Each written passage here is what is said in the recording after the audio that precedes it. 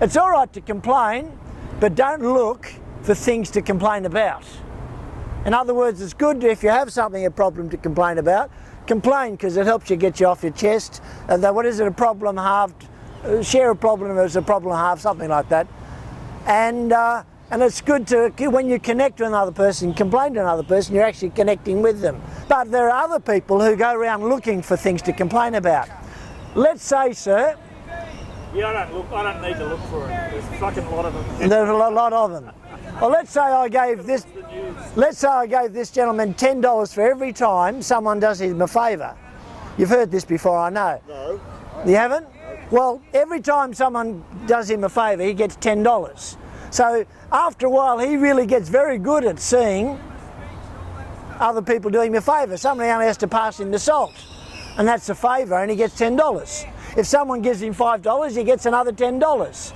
After a while, he would become an expert in seeing how fortunate he is. Shut up, you've got a mouth open like a goldfish. How would people know to do him a favour? It's a hypothetical thought experiment, you imbecile. The fact is that... Just failed. Why? Well, very few people do me favours each day. Well, that's not to do with the thought experiment. It's separate. What people do for you is separate from the thought experiment. The whole world's not revolving around you. You're not at the centre of every bloody thought experiment ever conceived. Well, for goodness sake, what I'm saying is, in this thought experiment, Peter...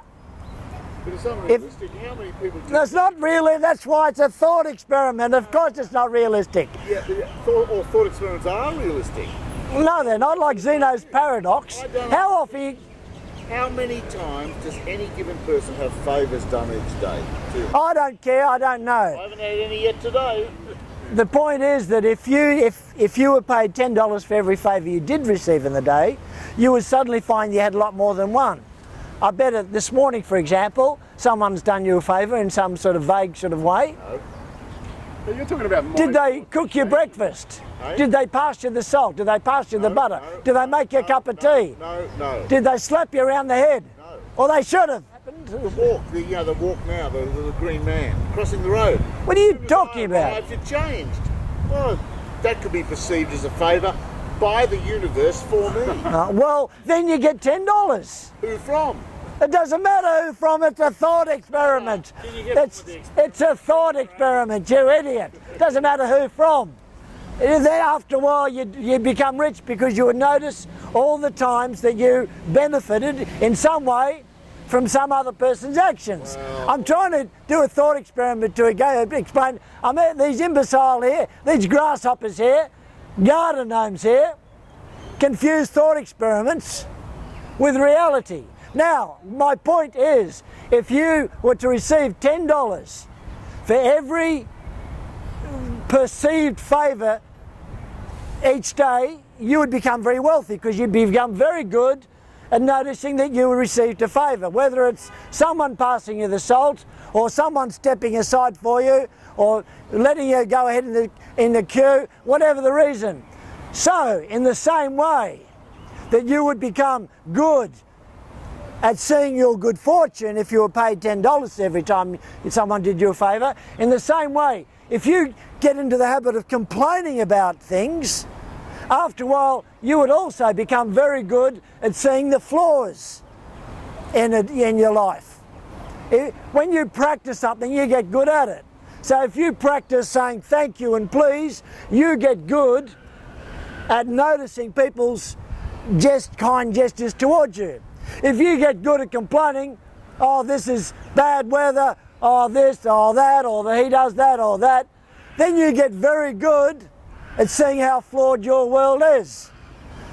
So your job, if you want to, is to make a decision on what type of world do you want to create for yourselves. A world in which you feel fortunate, that there are lots of good things happening, that you're the beneficiary of, or do you want to create for yourselves a world in which you are the victim of continual little problems? A realist would say that those two things are different sides of the same coin. That's right. Some bastards are out to get you. But okay, it's the same coin. If you like, vicars, politicians, Yeah, okay, but if you say it's the side of the same coin, you're right. Let's say there's a coin tails, you make sure that you look for good fortune. Heads, you make sure you look for complaints. It is still the side of the same coin, because the reality is life. I'm not saying life changes, the coin doesn't change, but if you get good at noticing the tails instead of the heads, you will ultimately benefit. It's still the same reality, you're just getting good at finding the good points in the reality, and you don't get so good at finding the bad points in reality. Because there are a lot of people in this world who